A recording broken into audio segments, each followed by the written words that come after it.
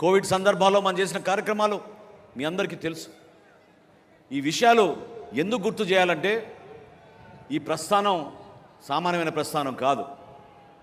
ప్రతి సందర్భంలో ప్రతి అడుగులో కూడా అనుమానాలు అవమానాలు ఎదుర్కొంటూ ఒక పట్టుదలతోటి ప్రజల కోసమే మనం వచ్చాం, రాష్ట్రం కోసమే మనం వచ్చాం, దేశం కోసం మనం పనిచేద్దామనే నినాదంతో పవన్ కళ్యాణ్ గారు మనం నడిపించారు.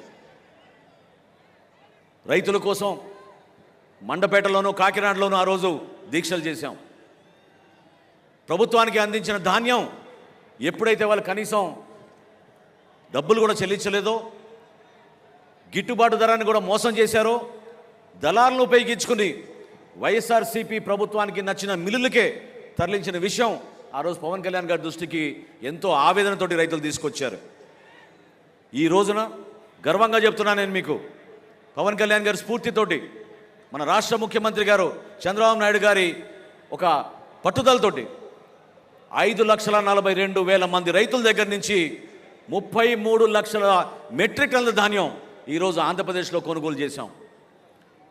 కొనుగోలు చేయడమే కాదు, 24 గంటల్లోపే 7,800 కోట్ల రూపాయలు రైతుల ఖాతాలో మనం జమ చేశాం ఈ రోజున.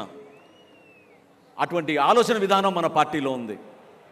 ప్రజలు మనని నమ్మారు, ఆత్మవిశ్వాసంతో నమ్మారు, బలపరిచారు.